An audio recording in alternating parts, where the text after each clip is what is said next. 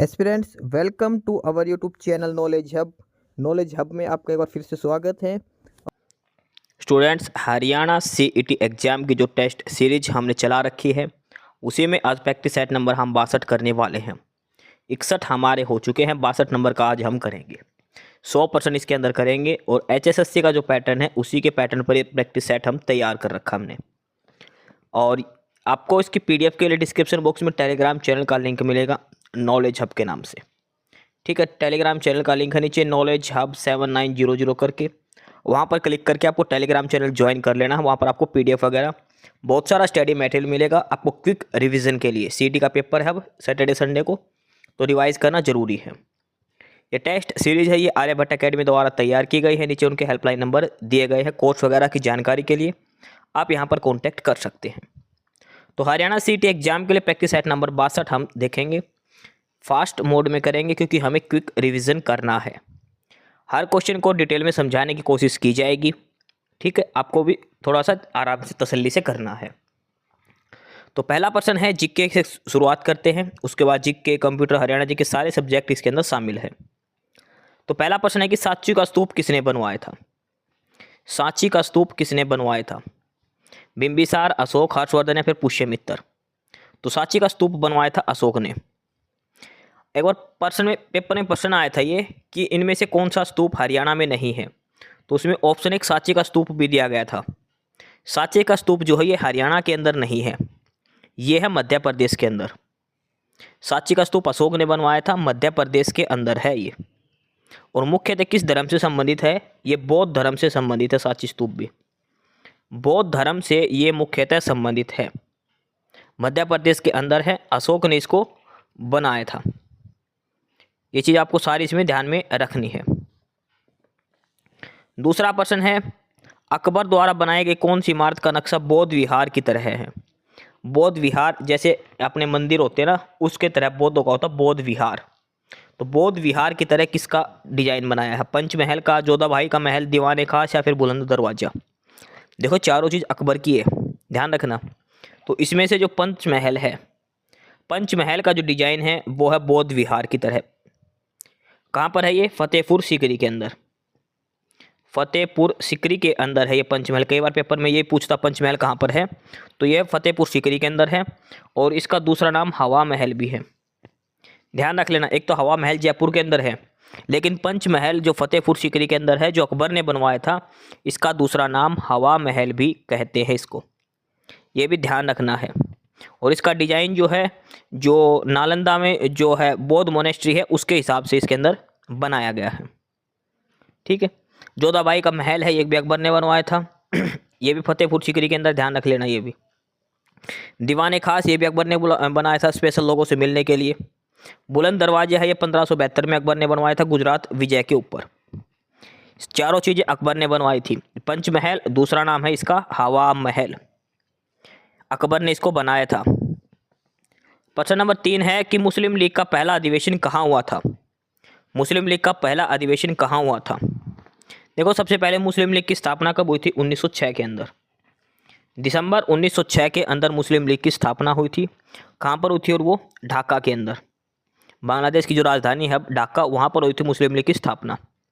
इसका पहला सेशन हुआ था कराची के अंदर। कब हुआ था? 1907 के अंदर। मुस्लिम लीग का पहला अधिवेशन कराची में हुआ था 1907 के अंदर। स्थापना हुई थी 1906 के अंदर। ढाका के अंदर स्थापना हुई थी, पहला सेशन हुआ था कराची के अंदर। ये सारी चीज़ें आपको ध्यान में रखनी है।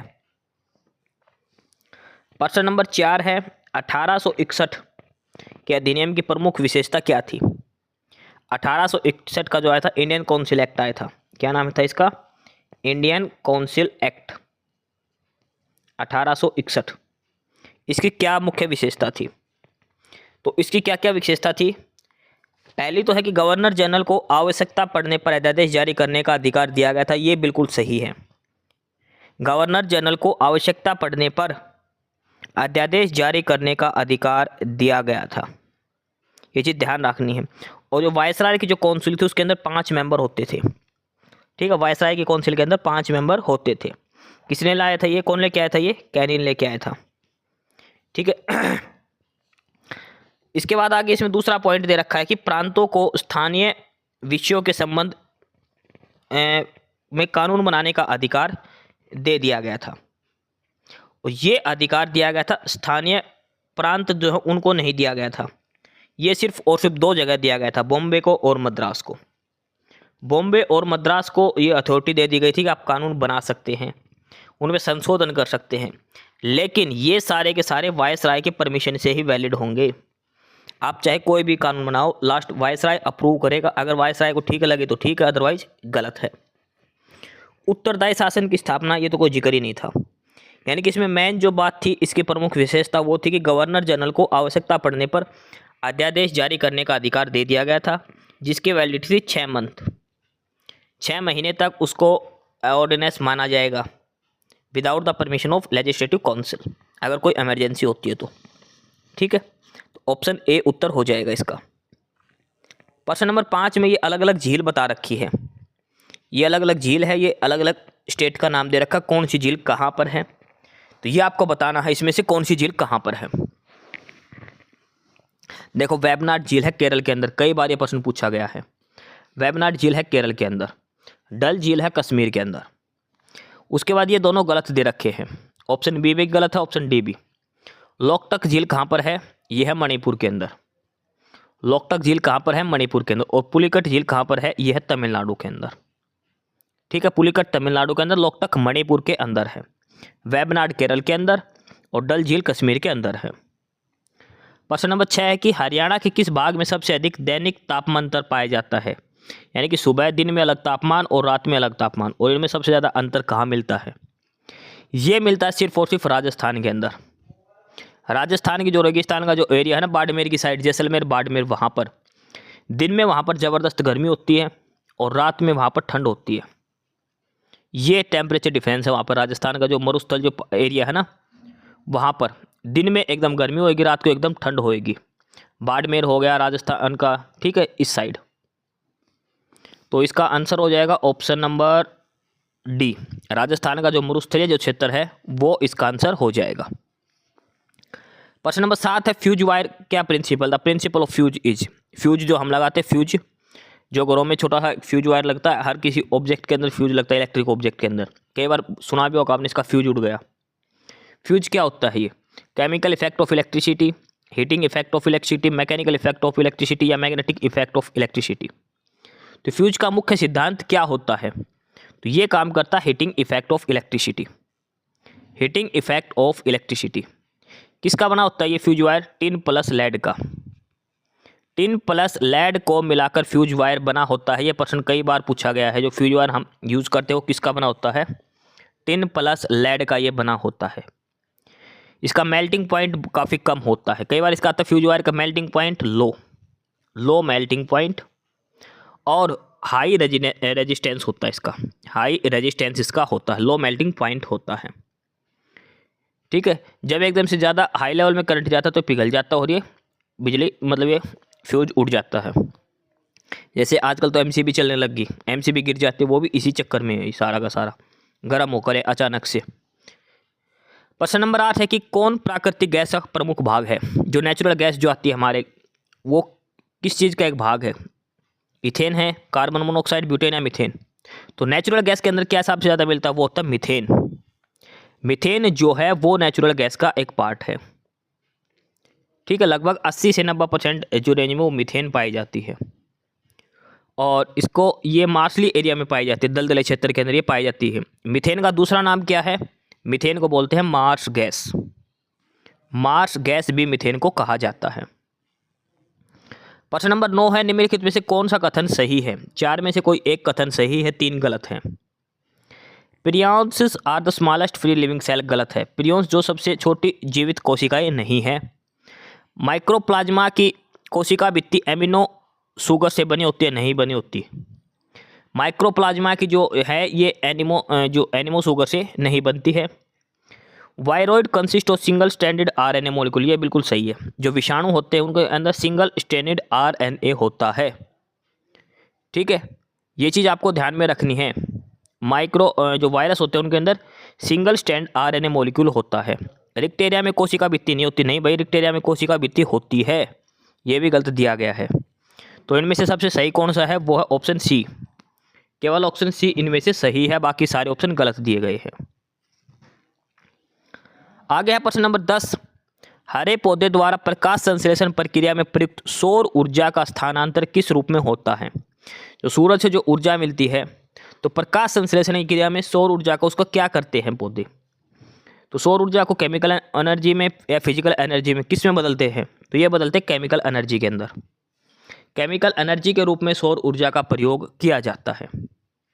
ठीक है, जो लाइट एनर्जी आती है उसको केमिकल एनर्जी में बदला जाता है फोटोसिंथेसिस के द्वारा। ये चीज़ ध्यान में रखनी है। कार्बन डाइऑक्साइड गैस है वो अवशोषित करते हैं और ऑक्सीजन छोड़ते हैं पौधे। ऑप्शन ए आंसर हो जाएगा इसका। 2024 का ऑस्कर किसने जीता था? तो 2024 का ऑस्कर जीता था एमा स्टोन ने। 2024 में ऑस्कर किस हीरोइन ने जीता था? एमा स्टोन ने।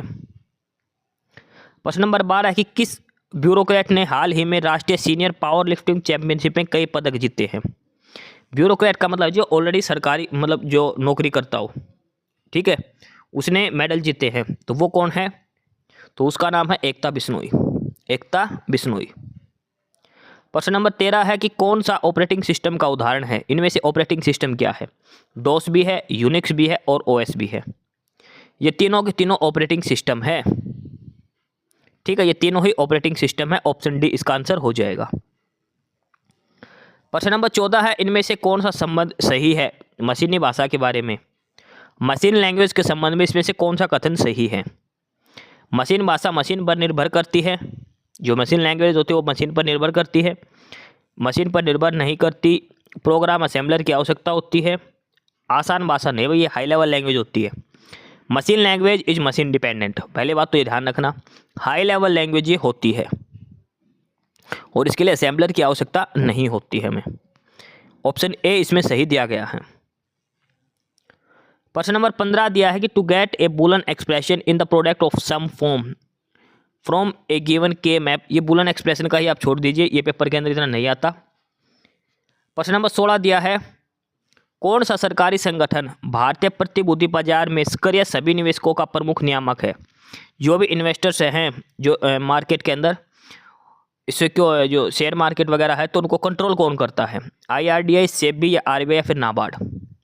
तो जो है भी है शेयर मार्केट से संबंधित वो करता सारा काम SEBI, security and exchange board of India.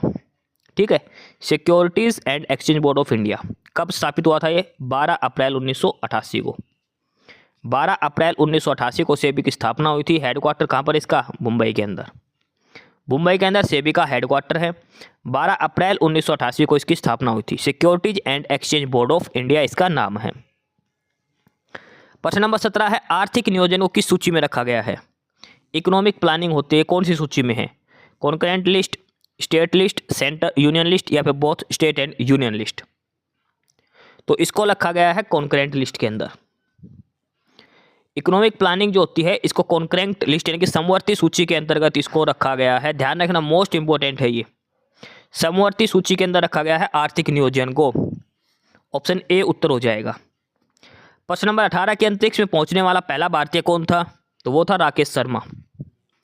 पहला भारतीय राकेश शर्मा और पहली महिला कल्पना चावला। राकेश शर्मा कब गया था? 1984 के अंदर।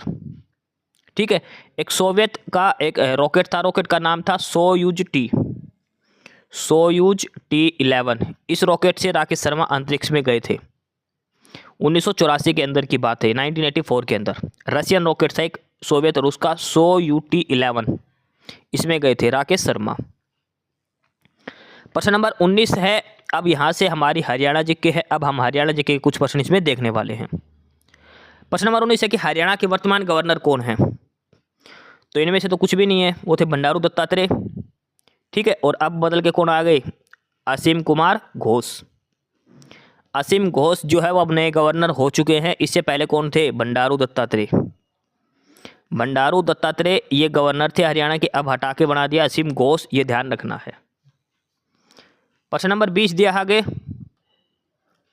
इसमें दिया है कि हरियाणा क्षेत्र के लोग गुग्गा जी की पूजा किस से सुरक्षा के लिए करते हैं? जो गुग्गा नवमी का जो हम मनाते हैं त्यौहार, देखो गुग्गा नवमी का त्यौहार आता है जन्माष्टमी से अगले दिन। मान लो आज जन्माष्टमी है तो कल गुग्गा नवमी होगी, ध्यान रखना। किस दिन को आता है? नवमी के दिन। कौन से महीने में आता है ये? कौन से महीने में आता है? भादवे के अंदर, भाद्रपद बोलते हैं, उसके अंदर आता है ये। तो गुगा नवमी के गुगा की पूजा क्यों की जाती है? सांप के काटने से, सांप के काटने से सुरक्षा के लिए हम गुगा नवमी को गुगा की पूजा करते हैं। ऑप्शन सी आंसर हो जाएगा प्रश्न नंबर 20 का। प्रश्न नंबर 21 है कि हरियाणा के खिलाड़ी हरविंदर सिंह किस खेल से संबंधित हैं? हरविंदर सिंह, देखो ये है para Olympic player, para Olympic player है ये, ठीक है, पैरा खिलाड़ी हैं। तो पैरा ओलंपिक के जितने भी प्लेयर हैं वहाँ से क्वेश्चन पेपर में 100% आएगा। जिसने अब 2024 के जो गेम्स हुए थे, ओलंपिक हुए थे, उसमें जिस भी पैरा ओलंपिक प्लेयर ने गोल्ड, सिल्वर, ब्रॉन्ज मेडल जीता है, हरियाणा का है खासकर, उसके बारे में पेपर में प्रश्न जरूर आएगा। अब ये हरविंदर सिंह के बारे में पूछे किस खेल से संबंधित है, तो यह है आर्चरी से। किससे है? आर्चरी से, यानी कि निशानेबाजी से इनका संबंध है। 2024 के जो पैरा ओलंपिक हुए थे ना, 2024 के, कहाँ पर हुए थे ये? पेरिस के अंदर। तो उसमें हरविंदर सिंह ने कौन सा मेडल जीता था? गोल्ड मेडल इन्होंने जीता था, हरियाणा से संबंधित है, ठीक है। पैरा ओलंपिक में गोल्ड जीता 2024 के अंदर जो पेरिस में हुए थे, इन्होंने आर्चरी से संबंधित है। प्रश्न नंबर 22 है कि हरियाणा के मुख्यमंत्री ने 30 विभिन्न विभागों की 250 योजनाओं और कार्यक्रमों के बारे में जानकारी देने के लिए कौन सी मोबाइल एप्लीकेशन लॉन्च करी है? एक मोबाइल ऐप लॉन्च करी थी हरियाणा के सीएम ने। उस ऐप में क्या था, जो 30 विभाग हैं टोटल, उनकी टोटल 250 स्कीम चली हुई है, वो सारी एक जगह मिलेगी आपको। तो क्या नाम था उसका? ई मित्र, ई प्रोग्राम, ई सेवा, ई डेवलपमेंट। तो वो स्कीम थी ई सेवा। ये सर्विस गलत है नीचे इंग्लिश में ई सेवा आएगा। ई सेवा नाम की एक मोबाइल ऐप लॉन्च करी थी हरियाणा के सीएम ने। सारी जो स्कीम जो चला रखी है सरकार ने, एक जगह उसके बारे में जानकारी वहां पर मिलेगी। प्रश्न नंबर 23 है कि हरियाणा का कौन सा जिला सुराही के लिए प्रसिद्ध है? सुराही देखी होगी ना आपने, घड़ा होता है ऐसे पतला सा लंबा सा घड़ा ऐसा, उसकी जो गर्दन होती है लंबी होती है। ये सुराही कहाँ बनती है? तो सुराही के लिए जो प्रसिद्ध है वो है झज्जर जिला। ऑप्शन बी आंसर हो जाएगा। प्रश्न नंबर 24 है कि 2011 की जनगणना के अनुसार हरियाणा की कुल जनसंख्या, तो हरियाणा की कुल जनसंख्या कितनी है? 2,53,51,462। ये हरियाणा की कुल जनसंख्या है, 2,53,51,462, रट लेना इसको, 2011 का सेंसस है ये। प्रश्न नंबर 25 है कि भारत छोड़ो आंदोलन देखो कब हुआ था? ये 1942 के अंदर। वायसराय कौन था? लिन लिथगो, ये भी ध्यान रखना, लिन लिथगो ये वायसराय था भारत छोड़ो आंदोलन के समय। तो उनमें से किसे गिरफ्तार किया था? हरियाणा का ऐसा कौन सा था जो भारत छोड़ो आंदोलन के समय गिरफ्तार हुआ था? राव गोपाल देव, छोटूराम देवीलाल और पंडित नेकीराम। तो भारत छोड़ो आंदोलन के दौरान जो जेल में गए थे वो थे चौधरी देवीलाल। इनको गिरफ्तार किया गया था। कब की बात है ये? 5 अक्टूबर 1942 को इनको गिरफ्तार किया गया था भारत छोड़ो आंदोलन के समय। प्रश्न नंबर 26 है कि हरियाणा के परिवहन और आवास मंत्रालय कौन है? ट्रांसपोर्ट मंत्री कौन है और हाउसिंग मिनिस्टर कौन है? तो ट्रांसपोर्ट मंत्री की बात करें तो वो है अनिल विज। ट्रांसपोर्ट मंत्री कौन है? अनिल विज है। और हाउसिंग ये है हमारे सीएम, ठीक है। ट्रांसपोर्ट मिनिस्टर कौन है? अनिल विज। और हाउसिंग मिनिस्टर कौन है? सीएम है। ये दोनों अलग अलग है। पर्यटन मंत्री का ध्यान रखना, अरविंद शर्मा है। पर्यटन मंत्री कौन है? अरविंद शर्मा। ये भी इंपॉर्टेंट है, ठीक है। तो ट्रांसपोर्ट मंत्री अनिल विज और हाउसिंग मिनिस्टर वो है जो सीएम है वही। प्रश्न नंबर 27 है कि हरियाणा में कितने विधानसभा क्षेत्र हैं? तो विधानसभा है 90, रिजर्व सीट कितनी है इसमें से? 17, लोकसभा कितनी है? 10, राज्यसभा की कितनी सीटें हैं? 5, 10 में से कितनी सीट रिजर्व है? 2, अम्बाड़ा और सिरसा की, ठीक है। लोकसभा की 90, लोकसभा की 10, विधानसभा की 90, राज्यसभा की 5 है। विधान परिषद हरियाणा में नहीं है, ये ध्यान रखना, विधान परिषद हरियाणा में नहीं है। प्रश्न नंबर 28 है कि हरियाणा के किस पूर्व मुख्यमंत्री ने 1 अप्रैल 1998 को शराब निषेध का आदेश उठाया? यानी कि देखो पहले 1996 के अंदर क्या हुआ था? शराबबंदी लागू कर दी गई थी हरियाणा में। 1996 में शराबबंदी लागू कर दी थी, लेकिन 1 अप्रैल 1998 को शराबबंदी हटा दी गई थी। 1 अप्रैल 1998 को शराबबंदी का आदेश हटा दिया गया था। किसने हटाए थे? बंसीलाल ने, बंसीलाल, चौधरी बंसीलाल ने। कौन सी पार्टी की सरकार थी? हरियाणा विकास पार्टी, हरियाणा विकास पार्टी की ये सरकार थी हरियाणा में उस समय। प्रश्न नंबर 29 है शंकर जादूगर, आपने सुना होगा जादूगर शंकर सम्राट। तो ये कहाँ का रहने वाला था? ये है एलनाबाद का, एलनाबाद के रहने वाले शंकर जो जादूगर है वो। प्रश्न नंबर 30 है कि कुरुक्षेत्र का प्राचीन नाम क्या था? तो इनमें से ऑप्शन में क्या है? थानेसर। कुरुक्षेत्र का प्राचीन नाम क्या था? थानेसर। प्रश्न नंबर 31 है कि हरियाणा क्षेत्र किस मौर्य राज्य का हिस्सा रहा? मौर्य जो सम्राट थे बिंदुसार, चंद्रगुप्त मौर्य, अशोक, तो किसके शासनकाल में हरियाणा उनके अंडर में था? तो हरियाणा बिंदुसार के भी, अशोक के भी और चंद्रगुप्त मौर्य, तीनों के शासनकाल में उनके अंडर में था। यानी कि तीनों का राज्य शासन रहा है हरियाणा के ऊपर। ऑप्शन डी उत्तर हो जाएगा प्रश्न नंबर 31 का। प्रश्न नंबर 32 है कि निम्नलिखित में से इंदिरा गांधी नहर किसे कहा जाता है? इंदिरा गांधी नहर वैसे तो कहा जाता है राजस्थान की नहर को, राजस्थान नहर के नाम से ये उसको कहा जाता है। हरियाणा में किसे कहा जाता है इंदिरा गांधी नहर? तो ये है लोहारू उत्थान योजना को। लोहारू जो लिफ्टिंग जो है ना, उत्थान गलत दे रखा, ये है प्रॉपर नाम। लोहारू जो अपलिफ्टिंग जो स्कीम है उसको बोला जाता है। ठीक है, ऑप्शन डी आंसर हो जाएगा। प्रश्न नंबर 33 है कि हरियाणा का कौन सा जिला गेहूं का सबसे बड़ा उत्पादक है? हरियाणा में गेहूं सबसे ज़्यादा कहाँ पर होते हैं, ये इसके अंदर पूछा गया है। करनाल, भिवानी, अम्बाड़ा, सिरसा। तो गेहूं होते सबसे ज़्यादा सिरसा के अंदर। सिरसा के अंदर सबसे ज़्यादा गेहूं होते हैं। प्रश्न नंबर 34 है कि तीज का त्यौहार, तो तीज तो अब आने वाला है, कौन सा चल रहा है? सावन का। तीज कब आती है? सावन को। सावन के महीने में तीज आती है। प्रश्न नंबर 35 है कि हरियाणा में जो गांव का नाम था गांधा, इसका नाम बदलकर क्या कर दिया है? गांधा एक गांव का नाम था, कहाँ पर है ये? फतेहाबाद के अंदर। फतेहाबाद के अंदर एक गांव का नाम था गांधा, इसका नया नाम क्या कर दिया है? अजीत नगर। गांधा गांव का नाम बदल क्या कर दिया है? अजीत नगर। प्रश्न नंबर 36 है कि हरियाणा की प्रमुख खरीफ की फसल कौन सी है? खरीफ की फसल जो अब बोई जाती है इस सीजन में, गर्मी में बोते हैं जिनको, तो खरीफ की फसल प्रमुख फसल कौन सी है? वो है चावल। प्रमुख खरीफ की फसल कौन सी है? चावल आ जाएगा।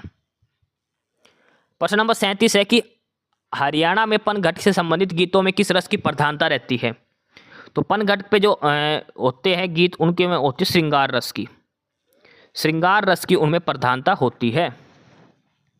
प्रश्न नंबर 38 है कि फरीदाबाद में कौन सी फैक्ट्री है? ट्रैक्टर, रेफ्रिजरेटर, रबड़ या ये सभी? तो फरीदाबाद में ट्रैक्टर की भी एजेंसी है, रेफ्रिजरेटर की फैक्ट्री है और इसके अलावा रबड़ टायर है, वो भी बनते हैं फरीदाबाद के अंदर।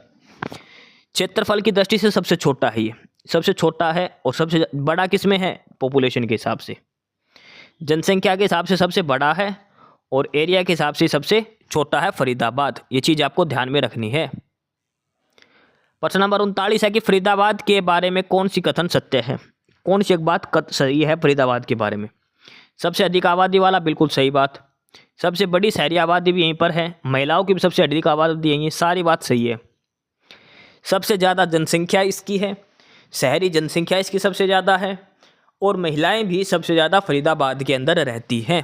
ऑप्शन डी आंसर हो जाएगा। अगला भी फरीदाबाद के संबंध में है, तो बताओ कौन सा सही है इनके बारे में। अब पहला दिया है कि फरीदाबाद एक प्रमुख औद्योगिक शहर है, बिल्कुल सही है। फरीदाबाद के तिगांव गांव को अमर शहीदों का गांव कहा जाता है, बिल्कुल सही। अमर शहीदों का गांव किसे कहते हैं? तिगांव को। फरीदाबाद के अंदर एक गांव का नाम है तिगांव, उसको कहते हैं अमर शहीदों का गांव। पर्यावरण न्यायालय कहाँ पर है? फरीदाबाद प्लस करनाल के अंदर, दो जगह पर है ये। ठीक है, ये भी सही है। यानी कि उपरोक्त सभी सारी बातें सही हैं, तीनों के तीनों कथन इसमें सही दिए गए हैं। ऑप्शन डी आंसर हो जाएगा। क्वेश्चन नंबर 41 देखो, जीके पूरी हो गई, जीके कंप्यूटर हरियाणा जीके पूरे। अब आगे हमारी इंग्लिश। अगर आपको क्लास की पीडीएफ चाहिए तो डिस्क्रिप्शन बॉक्स में टेलीग्राम चैनल का लिंक दिया है नीचे। टेलीग्राम चैनल का लिंक है नीचे डिस्क्रिप्शन बॉक्स में और चैनल का नाम मिलेगा आपको नॉलेज हब 7900 के नाम से। वहाँ क्लिक करके टेलीग्राम ज्वाइन करना, पीडीएफ मिलेगी। सारा स्टडी मटेरियल डाल रखा, हर सब्जेक्ट का ज़बरदस्त पीडीएफ डाल रखे टॉपिक के हिसाब से हरियाणा जीके तो। ठीक है, क्वेश्चन नंबर 41 इंग्लिश का पहला क्वेश्चन है अब, और इसमें करना है वन वर्ड सब्स्टिट्यूशन। सेंटेंस दिया कि Robert walk into a room filled with equipment for games and physical exercise. कहने का मतलब है कि a room filled with equipments for game and physical exercise, उस कमरे को क्या बोलते हैं? जिसके अंदर खेलने के लिए और एक्सरसाइज करने का सामान रखा हो, उस कमरे को क्या बोलते हैं? रिंग, एरेना, जिम्नेशियम या सेंचुरियम? तो इसको बोलते हैं जिम्नेजियम, जिसको हम शॉर्ट में बोलते हैं जिम। जिम जिसको बोलते हैं उसका पूरा नाम होता है जिम्नेजियम। ठीक है, जहाँ पर एक्सरसाइज वगैरह करने के इक्विपमेंट्स रखे जाते हैं। व्यायामशाला हिंदी में इसका नाम होता है। ठीक है, रिंग तो वो हो गए जो खिलाड़ी दंगल लड़ते हैं ना, जो वो कुश्ती वगैरह के लिए रिंग होती है। सेंक्टोरियम क्या होता है? पवित्र स्थान होता है। एरेना होती है रणभूमि। एरेना क्या होती है? रणभूमि, युद्ध स्थल होता है वो। क्वेश्चन नंबर 42 है और इसमें भी आपको वन वर्ड सब्स्टिट्यूशन बताना है। वन वर्ड सब्स्टिट्यूशन बताना है। A group of things that have hidden in some place. एक वस्तुओं का एक ग्रुप जो कहाँ पर कहीं पर छुपा दिया हो। कैश, क्लोथ्स, ट्रेजर या जेवल्स। देखो क्लोथ्स तो कपड़े हो गए, अलग चीज़ है ये। ठीक है, जेवल्स, जेवल्स का मतलब भी होता है रत्न, जो हीरे मोती होते हैं वो भी अलग चीज़ होगी। ट्रेजर का मतलब क्या होता है? खजाना। ट्रेजर का मतलब क्या होता है? खजाना। लेकिन एक होता है कैश। कंप्यूटर के अंदर आपने सुना होगा कैश मेमोरी, इसको हिंदी में क्या बोलते हैं? गुप्त मेमोरी। ठीक है, तो कैश होता है CACH, कैश। कैश बोलते, कैच नहीं बोलते इसको, कैश होता है ये। ऑप्शन ए आंसर हो जाएगा। क्वेश्चन नंबर 43, इसमें आपको ईडियम बताना है। Hang in their. Hang in their, इस ईडियम का क्या मतलब होगा? एक ही जगह पर रहना, मतलब निश्चित होना किसी चीज़ पर। निश्चित, निश्चित रहना, यानी कि don't give up. Don't give up, आश्वस्त रहना, निश्चित रहना, त्यागना मत किसी भी चीज़ को। वहीं पर हैंग इन देयर मतलब वहीं पर रहना, अडिग रहना अपनी बात पे। ऑप्शन बी हो जाएगा आंसर। क्वेश्चन नंबर 44 भी ईडियम आपको बताना है इसमें, और ये दिया है spill the beans. Spill the beans का क्या मतलब? कई बार पेपर के अंदर आया है ये। टू गिव अवे सीक्रेट, अपनी बात, राज जो है वो सभी के सामने फूंक देना, भेद खोल देना। स्पिल द बीन्स का मतलब है टू गिव अवे सीक्रेट। ये जो औरतों में होती नहीं, कहती है बात किसी को मत बताना, सभी को पता लग जाए, वो होता है स्पिल द बीन्स। आगे क्वेश्चन नंबर 45 और इसमें से आपको करेक्ट स्पेलिंग बतानी हो रही है अचीव की। ACHIEV, अचीव, ये करेक्ट स्पेलिंग है। अचीव का मतलब क्या होता है? प्राप्त करना। प्राप्त करना। देखो अगर आपने वर्ड सुन रखा हो तो ऑप्शन मत पढ़ना, सीधा पेपर के ऊपर स्पेलिंग लिख के देख लेना, वो सही लिख के जाएगा। अगर स्पेलिंग ऑप्शन पढ़ने लग जाओगे तो सारी स्पेलिंग आपको सही नजर आएगी, कंफ्यूज हो जाओगे। 46 में भी करेक्ट स्पेलिंग बतानी एकोमोडेट की। ACCOMMODAT, accommodate. ACCOMMODAT, ये ऑप्शन डी के अंदर दी। एकोमोडेट का मतलब क्या होता है? समायोजित करना। क्या होता है? समायोजित करना। ठीक है, ऑप्शन डी आंसर हो जाएगा। क्वेश्चन नंबर 47 है और इसमें आपको ग्रामेटिकल एरर बताना है। सेंटेंस के किस पार्ट के अंदर एरर है? People has been warning in advance about the coming economic crisis. इसमें आपको बताना है एरर कहाँ पर है। देखो पीपल हैज बीन, देखो पीपल्स, जो पीपल है ये प्लूरल में होता है हमेशा, तो यहाँ पर हैज नहीं आएगा। हैज की जगह क्या आएगा? हैव, प्लूरल के लिए। पीपल्स के साथ हमेशा क्या आएगा? प्लूरल आएगा। पीपल हमेशा प्लूरल में होता है, तो पीपल हैज बीन नहीं आएगा, यहाँ पर आएगा हैव बीन। एरर है यहाँ पर, हैज बीन वार्निंग की जगह क्या आएगा? Have been warning. ठीक है, ऑप्शन डी आंसर हो जाएगा। 48 में बताओ एरर कहाँ पर है? Ram never come again did he. Ram never come again did he. देखो यहाँ पर नेगेटिव सेंटेंस है, तो इसका इन्वर्जन जो बनाएंगे पॉजिटिव सेंटेंस में बनेगा, तो बिल्कुल सही है ये। कौन से पर्सन है ये? क्वेश्चन टैग वाले हैं ये, इंग्लिश में आपने जो पढ़ रखे हो क्वेश्चन टैग के हैं ये, तो ये नेगेटिव है तो यहाँ पे पॉजिटिव आएगा। अगर सेंटेंस पॉजिटिव होता तो ये लास्ट में नेगेटिव आता, तो इसके अंदर कोई एरर नहीं है। ऑप्शन डी आंसर हो जाएगा। क्वेश्चन नंबर 49 है और इसमें सेंटेंस सब्स्टिट्यूट का है। Had you not interfering in my affairs I would have been in the US now.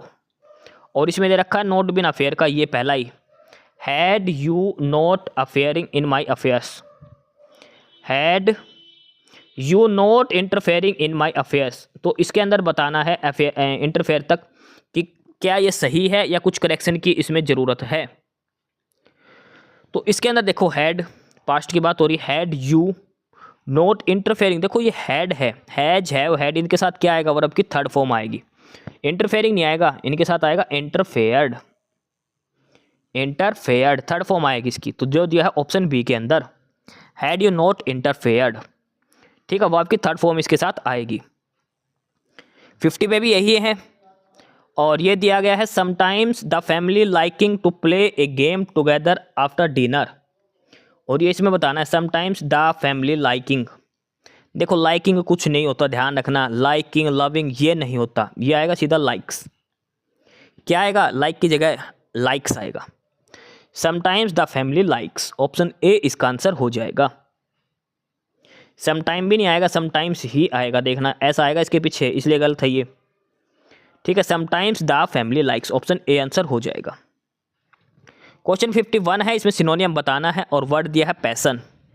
Passion मतलब क्या होता है, शौक, अपने जुनून, जो अभिलाषा, अपनी इच्छा है वो। ठीक है, तरह मेरा क्या पैशन है, मेरा पैशन है ये करना, मतलब मेरी इच्छा है, मेरी डिज़ायर है ये। इसका सिनोनियम पूछा, पैशन मतलब इच्छा। ठीक है, ऑप्शन ए आंसर हो जाएगा। क्वेश्चन नंबर 52 है, इसमें फिल इन द ब्लैंक करना है। Since he has been living in this area for long, he is blank to it, वो इस शहर में, इस एरिया में काफ़ी समय से रह रहा है, तो इसका मतलब वो इससे क्या होगा, परिचित होगा, वो भी उस जगह से ऑलरेडी परिचित होगा, जानता होगा इसको। मतलब डिटरमाइन का तो मतलब है डिटरमाइन मतलब निर्धारित करना, वार्म मतलब गरम, पोजेस मतलब अधीन होना, अकस्टम्ड की हमने अभी स्पेलिंग भी देखी थी कल वाले में। अकस्टम का मतलब क्या होता है, अभ्यस्त होना, किसी चीज़ में निपुण होना, तो मतलब वो इस एरिया से जान पहचान अच्छे से जानता होगा इस एरिया को। 53 है, इसमें भी एरर आप फिल इन द ब्लैंक आपको करना है।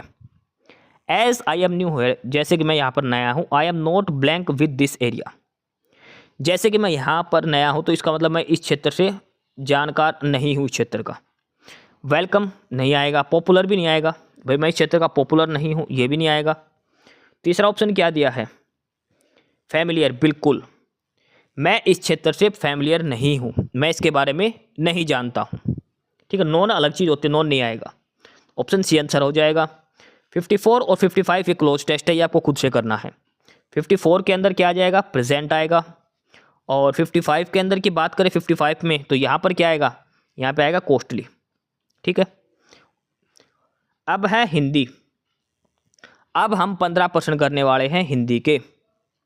ठीक है, अब लगातार 15 प्रश्न आएंगे हिंदी के। तो प्रश्न नंबर 56 दिया है, हिंदी का पहला प्रश्न है, कंठ ध्वनि कौन सी है इनमें से, यानी कि वो ध्वनियाँ जो कंठ से बोली जाती है, कै खे चे छे रे ये रे टे अणे, तो कंठ से बोले जाने वाली इनमें से कौन सी ध्वनि है, तो वो ध्वनि है कै और खे। कै खे कंठ से बोलते हैं इनको, कै और खे कंठ से बोली जाती है। चे और जय ये किससे बोलते हैं, तालू से, किससे बोला जाता है इनको, तालू से बोला जाता है। टे अणे इनको बोलते हैं मूर्धा से। ठीक है, तलवा नीचे होता है, मूर्धा ऊपर वाला हिस्सा होता है। ये और रे ये कौन से हैं, अंतस्थ व्यंजन हैं, अंतस्थ व्यंजन है ये और रे। ठीक है, ऑप्शन ए उत्तर हो जाएगा। प्रश्न नंबर 57 दिया है कि शुद्ध वर्तनी वाला शब्द बताओ, उत्तरदायी कैसे लिखा जाता है, उत्तरदायी ये आएगा, उत्तरदायी में ऑप्शन बी वाला आधा तय होता है, ये उत्तरदायी बड़े ई की मात्रा, ऑप्शन बी इसमें सही लिखा है, उत्तरदायी। प्रश्न नंबर 58 है कि कौन सी भाववाचक संज्ञा है, दिल्ली भी नहीं है, लड़का एक जातिवाचक संज्ञा है, दिल्ली एक व्यक्तिवाचक संज्ञा हो गई। ठीक है, हमसे पूछा है भाववाचक संज्ञा का, और उसके बाद मोहन और बीमारी, तो ये क्या है, भाववाचक कौन सा है, इसमें से भाववाचक संज्ञा का आपको बताना, तो वो है बीमारी शब्द जो है वो भाववाचक संज्ञा है। प्रश्न नंबर 59 दिया है, यह मकान मेरे भाई का है, यह मकान मेरे भाई का है, तो इसमें यह जो है ये क्या है, यह जो शब्द है ये क्या है इसमें, तो वो है संकेतवाचक सर्वनाम विशेषण, संकेतवाचक है ये, संकेतवाचक सर्वनाम विशेषण है इसमें यह है। सवाल नंबर प्रश्न नंबर 60 है कि विशेषण जिसकी विशेषता बताता है उसको क्या बोलते हैं, विशेषण किसकी विशेषता बताता है, अच्छा विशेषण जिसकी विशेषता बताता है उसको क्या बोलते हैं, उसको बोलते हैं विशेष्य, विशेषण जिसकी विशेषता बोलता है उसको क्या बोलते हैं, विशेष्य बोलते हैं। ठीक है, विशेष्य के अंदर आते हैं संज्ञा और सर्वनाम, विशेष्य उसको कहा जाता है, ऑप्शन ए उत्तर हो जाएगा। प्रश्न नंबर 61 दिया है, निम्नलिखित वाक्य में रेखांकित पद किए हुए भाग में कौन सा पद बंद है, 10:05 पर गाड़ी छूटेगी, 10:05, ये 10:05 ये क्या है, 10:05 पर गाड़ी छूटेगी, तो 10:05 ये क्या चीज़ है, क्रिया विशेषण है, सर्वनाम है, संज्ञा है, फिर क्रिया है, तो ये क्या है, क्रिया विशेषण, क्रिया की विशेषता बता रहा कि गाड़ी छूटेगी कब, 10:05 पर, ऑप्शन ए उत्तर हो जाएगा। प्रश्न नंबर 62 है, इनमें से आपको पुल्लिंग शब्द बताना है। पुल्लिंग कौन सा है? हवा बहती है, कोयल गाती है, शिक्षा, शिक्षा का भी स्त्रीलिंग ये है दारा, दारा। ठीक है, ये पुल्लिंग का भाव रखता है। प्रश्न नंबर 63 दिया है, क्रिया का आधार सूचित करने वाले कारक कौन सा है? क्रिया का आधार सूचित करने वाला कारक वो होता है अधिकरण कारक, में, पर। ठीक, आधार के बारे में बता, मेज पर किताब रखी है तो पर। ठीक है, क्रिया का आधार बता रखा है, क्रिया कहाँ पर है? मेज पर। समझ रहे हो? जबकि किसी अलगाव का भाव होता तो आपादान कारक होता। ठीक है। प्रश्न नंबर 64 दिया है, निम्नलिखित तत्सम तद्भव शब्दों के युग्म में से कौन सा युग्म त्रुटिपूर्ण है? घृत को बोलते हैं घी, घृत है घी, बिल्कुल सही है। त्वरित को बोलते तुरंत, तिक्त को बोलते तिक्त, लेकिन उष्ट्र को ऊट नहीं बोलते, वो होता उष्ट्र, ऊ आदस है उष्ट्र है, उष्ट्र होता है ऊट का मतलब। ठीक है, ऑप्शन बी जो है वो गलत दिया गया, तत्सम तद्भव का जोड़ा। 65 है कि इनमें से एक उपसर्ग का जोड़ा कौन सा है? यानी कि किस के आगे एक शब्द जोड़ के पूरा दूसरा शब्द बनाया गया है, किसी शब्द के आगे एक नया शब्द जोड़ दिया उपसर्ग और एक तीसरा शब्द बन गया। उड़ान, उड़द, ऊन, ये तो एक ही शब्द है। ठीक है, लेकिन इसमें देखो उचक्का, इसमें चक्का जो शब्द है इसके आगे ऊ उपसर्ग जोड़ा गया है, उचक्का बन गया ये। जैसे उजड़ना, उछलना, उखाड़ना, उतावला, ये सारे ऊ उपसर्ग से बने हुए शब्द होते हैं। प्रश्न नंबर 66 है, आवेशित शब्द का विलोम बताओ। आवेशित यानी कि गुस्सा होना, आवेश करना, तो वो होता है अनावेशित। आवेशित का विलोम क्या हो जाएगा? अनावेशित। प्रश्न नंबर 67 है, सांप का पर्यायवाची बताओ। सांप का पर्यायवाची बताओ, तो सांप का पर्यायवाची क्या होता है? अहि, इसके अलावा व्याल, इसके अलावा भुजंग, इसके अलावा विषधर, शारंग, पन्नग, पन्नग, मणिधर, उरग, ये सारे सांप के पर्यायवाची हैं। अहि, व्याल, भुजंग, विषधर, सारंग, पन्नग, उरग, ये सारे सांप के पर्यायवाची शब्द हैं। ध्यान रखने सारे के सारे। ऑप्शन ए उत्तर हो जाएगा। प्रश्न नंबर 68 दिया है कि कौन सा एक अन्य शब्दों से भिन्न है? वारी, वात, तोय या सलील, इनमें से कौन सा अलग है? देखो वात है, वात होती है हवा, वात क्या है? हवा होती है। ठीक है, वारी, तोय, सलील, देखो सलील किसको बोलते हैं? जल को। वारी भी किसको बोलते हैं? जल को। तोय किसको बोलते हैं? जल को। अलग कौन सा हो जाएगा? वात। वात किसका पर्यायवाची है? हवा का। प्रश्न नंबर 69 है, जो कानून के विरोध हो, जो कानून के अगेंस्ट में हो, जो कानून के दूसरे बड़ हो, कानून के खिलाफ हो, उसको क्या बोलते हैं? तो वो क्या होता है? वैधानिक तो वो होता है जो कानून के साथ हो। संवैधानिक जो संविधान के हिसाब से हो, उसको बोलते हैं अवैध। जो कानून के विरुद्ध हो उसको क्या बोलते हैं? अवैध उसको कहा जाता है। ऑप्शन डी उत्तर हो जाएगा प्रश्न नंबर 69 का। उसके बाद आगे दिया है प्रश्न नंबर 70, इनमें से कौन सा विकल्प असंगत है? कौन सा एक अलग जोड़ा है? हरि प्लस वाली, उप प्लस हार, पत्थर प्लस इला, अभि प्लस यान, उपसर्ग और प्रत्यय का इसमें जोड़ा दिया गया है। ठीक है, अभि प्लस यान होता है अभियान, पत्थर प्लस इला पथरीला, उप प्लस हार उपहार, हरि प्लस आली जो है वो गलत दिया गया है इसके अंदर। हरि प्लस वाली जो है ये विकल्प अलग दिया गया है इसके अंदर, बाकी तीनों सही है। ऑप्शन ए इसमें गलत दिया गया है। प्रश्न नंबर 71, और अब यहां से हमारा शुरू होता है गणित। 15 सवाल आएंगे गणित के और 15 सवाल आएंगे अब रीजनिंग के। टोटल 30% अब हमारे बचते हैं। तो सवाल नंबर 71 गणित का पहला सवाल नंबर 71 में दिया है, सीमा को अपने पिता से 50 रुपये मिले। उसने 15 रुपये की टॉफ़ी खरीदी। उसकी माँ ने 30 रुपये दिए, पर उसके भाई ने उससे 42 रुपये वापस ले लिए। तो उसके पास कितने रुपए बचे? देखो 50 उसके पिता ने दिए थे, 30 उसकी माँ ने, टोटल कितने रुपए हो गए उसके पास? 80। 42 रुपये उसके भाई ने ले लिए, कितने बच गए? 38। 15 की उसने टॉफ़ी खा ली थी, कितने बच गए? 23। सीधा जोड़ घटा का सवाल है ये तो। सवाल नंबर 72 है कि 24 2 4 3 फिर 000, यानी कि 2,43,000 243 000 को किस लघुत्तम संख्या से भाग करे कि भागफल एक पूर्ण घन आए? किससे भाग पड़े कि भागफल पूर्ण घन आए? 1 से भाग, 1 से भाग करने का कोई मतलब, क्योंकि 243 किसी का घन नहीं होता, 343 होता 7 के क्यूब। देखो 3 जीरो है ना लास्ट में, तो इसका मतलब ये 10 का फैक्टर है, लास्ट 3 जीरो तो हट जाएगी। अब सीधा सीधा आपको ये देखो 243 किसका घन बनेगा, किससे भाग देगी, कि जो भागफल आए वो घन बने किसी का। 1 से भाग देना कोई मतलब नहीं, भागफल 243 आए किसी का घन नहीं है, 277 से तो ये भाग जाएगा ही नहीं। 3 से भाग दे के देख लो, 3 8 24 और 3 एकम 3 81। 81 क्या बनेगा, स्क्वायर बना है, ये क्यूब बनानी है हमें, क्यूब तो किसी का नहीं होता 81। अब 9 से भाग दे के देखो, 243 को 9 से भाग दे के देखो अब, ठीक है, 9 दूनी 18, 6 24 और 9 7 63, 27 बच गया ना, 27। तो 27 किसका क्यूब हो गया, 3 का, और इसका 10 का क्यूब था 30, 30 परफेक्ट स्क्वायर क्यूब बनेगा ना भाई। इसको अगर हम 9 से भाग देंगे तो हमारे क्या बचेगा, हमारे पास 27 के बाद 3 जीरो, और ये किसका क्यूब होता है, 30 का क्यूब होता है। 3 जीरो क्यों हटा दी पहले ही, क्योंकि 10 का क्यूब 3 जीरो आएगा यार, तो ऑलरेडी इसका मतलब है कि जिससे भाग होगा उसके पीछे 10 तो आएगा ही।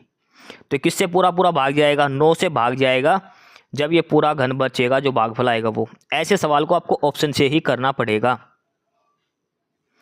17 नंबर का है, जोड़ घटा का है, ये 19.6, ये 1.96, ये 0.196, 19 में 1 जोड़ दिया 20 और 0.6 जोड़ेंगे तो 21, ये लगभग 21-22 घट जाएगा। 196 में से सारा घटाना है इसके से, ठीक है।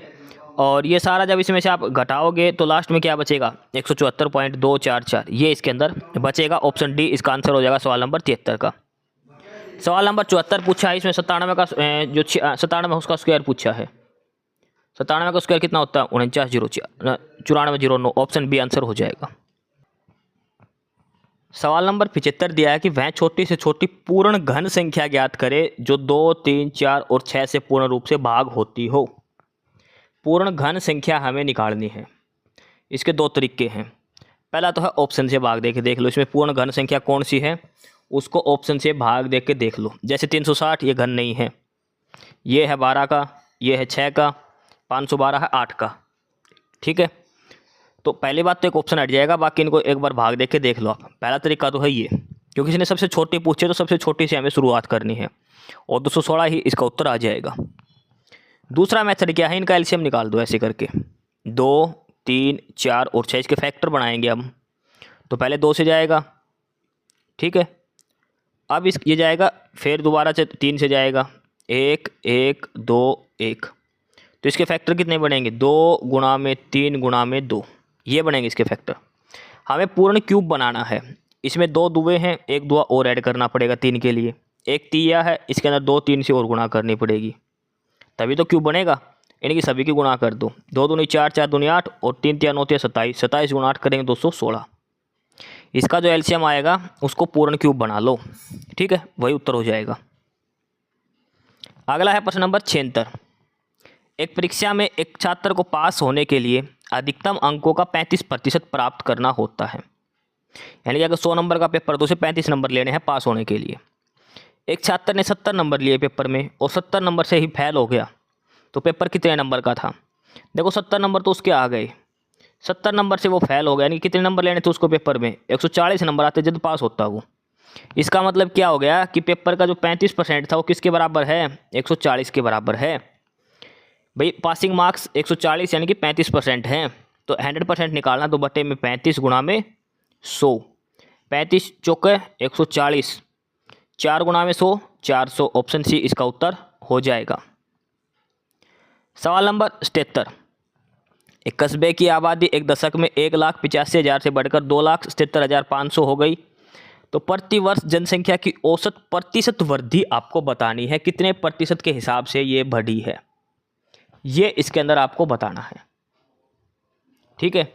देखो 1,85,000 से बढ़कर कितनी हो गई, 2,77,500 हो चुकी है ये, ठीक है। 1,85,000 से 2,77,500 हो चुकी है ये, यानी कि अगर ये देखिए तो कितने परसेंट बढ़ गई। अगर इनका अनुपात निकाले 1,85,000 और इसका अनुपात निकाले 2,77,500 के साथ, तो 2 जीरो से तो 2 जीरो कट जाएगी, अब ये 5 से कट जाएगा, 5 तिया 15, 5 7 35, 1 जीरो आ जाएगी, 5 5 25, 5 5 25 और 5 5 25, 555, 370 और 555, फिर 5 से कटेगा 111 और ये आएगा 5 7 35, 5 दूनी 10, 72 और 111 आ जाएगा। ठीक है, कितना आएगा 72 और 111। उसके बाद क्या बचेगा ये 5 5 चौक 20, सॉरी 74 आएगा ये, 74 और 111। मतलब इसकी जनसंख्या क्या थी, पहले 74 थी, अब कितना अनुपात बढ़ गई 111 हो गई है। अब इसने ये बताना है कि कितने प्रतिशत की वृद्धि हुई है हर साल के हिसाब से, ये आपको इसमें बताना है। देखो जनसंख्या बढ़ी कितनी है, 111 से 74 बढ़ गई, कितना हो गया 7 और ये कितना हो गया 37, 37 बढ़ी है जनसंख्या कितने में 74 पे गुणा में 100, 37 दूनी 74, 2 से काट दो 50। ठीक है, तो इसका मतलब कितनी बढ़ी है 5% के हिसाब से ये इसकी जनसंख्या बढ़ी है। कितना एवरेज बढ़ा है इसका, प्रतिवर्ष 5% ये बढ़ा है। ठीक है, ऑप्शन डी इसका आंसर हो जाएगा, ऑप्शन डी इसका उत्तर आएगा, ध्यान से करना आपको ये। ठीक है, देखो 5% कैसे आएगा एक बार फिर से देखो, वो 50 आ गया था अपना भाई, 37/74 गुणा 100 करा था, ये 2 आ गया था, इसको काटे तो 50 आ गया था। ये 50% टोटल बढ़ी है एक डिकेड के अंदर, डिकेड होता है 10 साल का, और हमें हर एक साल की बतानी है, तो बटे 10 से 5% इसलिए आएगा। इतना तो सोच सकते हो भैया 10 साल में जनसंख्या बढ़ी है, डिकेड का मतलब 10 साल, तो 10 साल में 50% बढ़े, तो हर साल कितनी बढ़ी है 10 से भाग देंगे तभी तो 5% आएगा, ऑप्शन डी इसलिए उत्तर आ गया ये। सवाल नंबर 78 दिया है, किसी वस्तु का विक्रय मूल्य और क्रय मूल्य का अनुपात 7:3 है, यानी कि सेलिंग प्राइस कितना है 7, कॉस्ट प्राइस कितना है 3।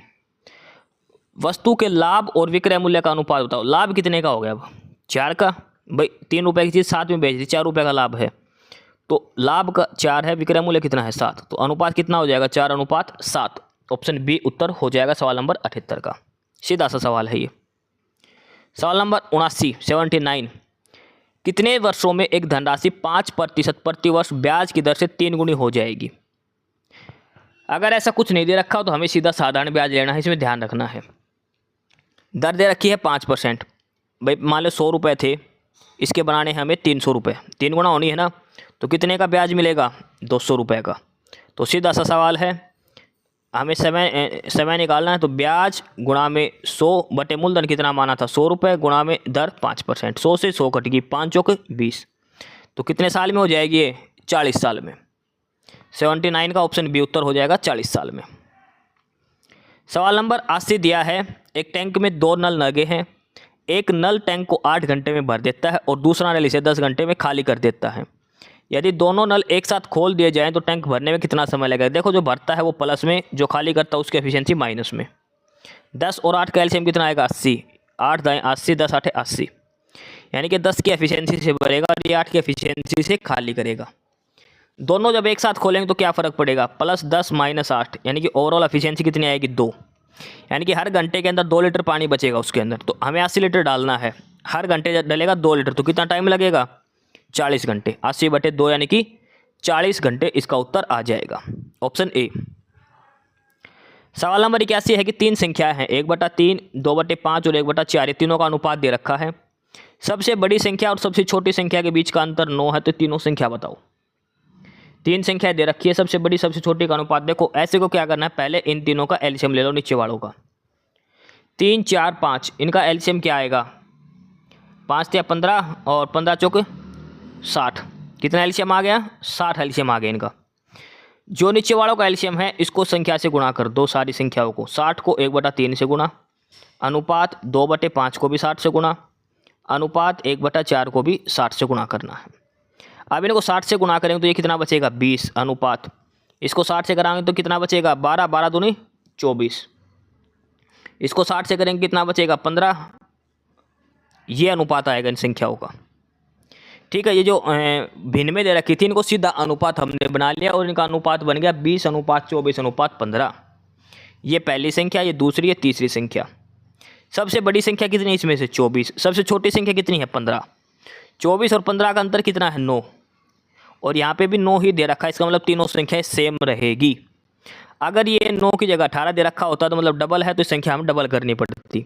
अब ये 9 दे रखा है यानी कि 1 ही गुणा है, तो संख्या भी 1 गुणा वही रहेगी। तो संख्या क्या हो जाएगी 20, 24 और 15, ऑप्शन ए उत्तर हो जाएगा। देखो फ्रैक्शन में अगर अनुपात दे रखा हो तो नीचे वाला जो है ना उसका एलसीएम लेके इन तीनों संख्याओं को गुणा कर दें उसी से, ताकि सीधी संख्याएं बन जाए, फ्रैक्शन में ना रहे।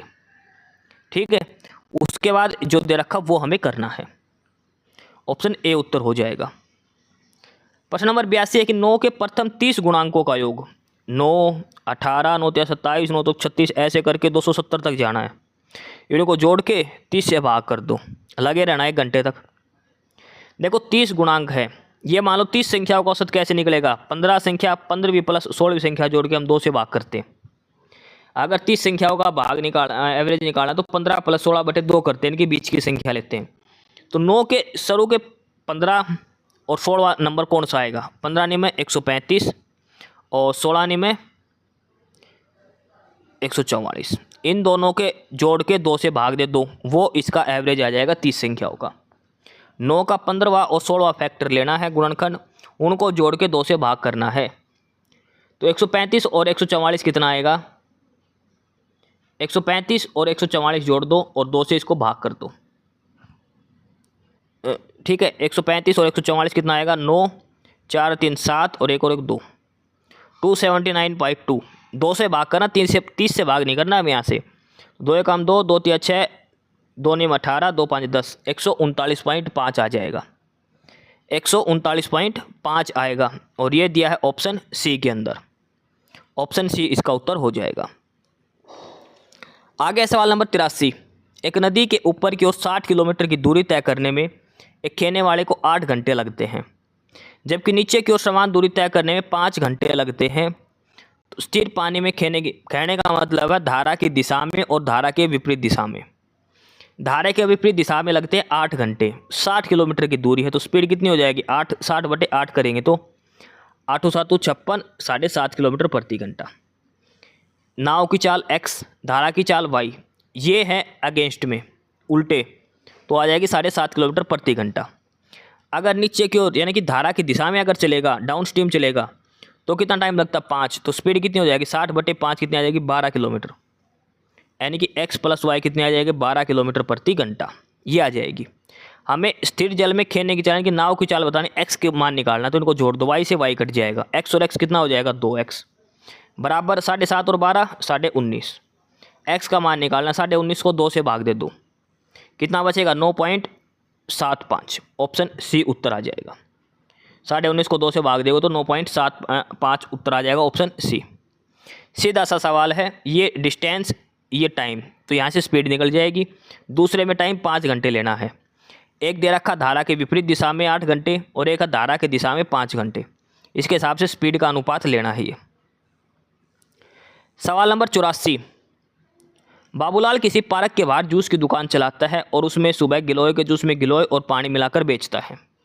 शुरू में उसके पास 19 लीटर जूस था, जिसमें गिलोय और पानी का अनुपात था 2:9। ठीक है, उसमें से 2.5 लीटर जूस उसने बेच दिया। बाद में इसे पतला करने के लिए वह कुछ मात्रा में पानी मिलाता है, इससे गिलोय और पानी का अनुपात 1:5 हो जाता है। तो ये बताओ कि उसने कितना पानी मिलाया है, ये सवाल है। अब देखो इस सवाल को कैसे करना है। इसके अंदर दूध और शुरू में कितना जूस था, इसके अंदर 19 लीटर जूस था, 19 में से इसने 2.5 लीटर बेच दिया। ठीक है, 2.5 लीटर बेच दिया तो मतलब 2 दूनी 4 1 5/2 हिस्सा इसमें से घटा दो, 19 में से 5/2 घटाएंगे तो कितना बचेगा 33/2 बचेगा। पहले 19 लीटर जूस था, अब बच गया 33/2 लीटर बच गया। ठीक है, अब देखो पहले 19 लीटर था, उसमें गिलोय कितना था 2 और पानी कितना था 9, यानी कि 19 में से गिलोय था 2, कितने में से 11 हिस्से में से, और पानी कितना था 19 में से 9 हिस्सा पानी का था 9/11, यही तो था। 19 का 9/11 निकालते, 19 का 2/11 निकालते हैं। ये जूस था ना, ये गिलोय था और ये पानी था इसके अंदर। अब ये 33/2 है। अब इसने क्या कहा कि उसने पानी मिला दिया कुछ। पानी कहाँ मिलेगा, ये 33/2 था। अब 33/2 जो जूस है इसका भी 9/11, भाई 2:9 में तो है 33/2 पहले, अब पानी मिलाएगा। तो हमने कहा कि इसके अंदर इसने x लीटर पानी मिला दिया।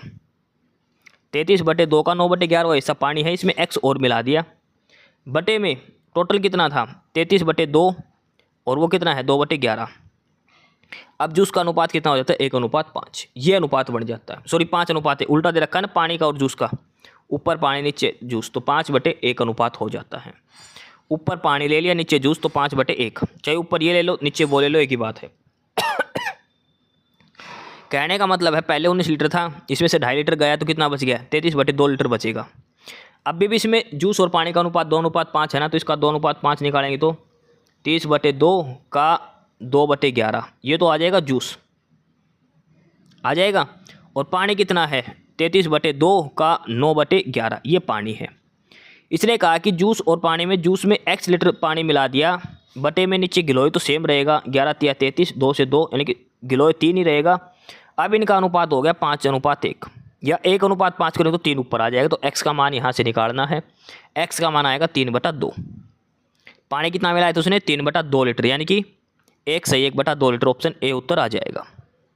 85 नंबर सवाल आपको खुद से सोल्व करना है। इसने पूछा है कि which state has the highest production of the pulses, दाल सबसे ज़्यादा किस राज्य में होती है, ये इसके अंदर सवाल में अंदर पूछा गया है। देखो दाल सबसे ज़्यादा कहाँ है, 30, किसके अंदर, पी के अंदर, ऑप्शन डी उत्तर हो जाएगा, सीधा सा सवाल है। सवाल नंबर 86, रीजनिंग यहाँ से शुरू होती है, 15% अब हम रीजनिंग के करेंगे। कथन निष्कर्ष का है, ये आपको खुद से करने, कथन निष्कर्ष कितने करवा दिए।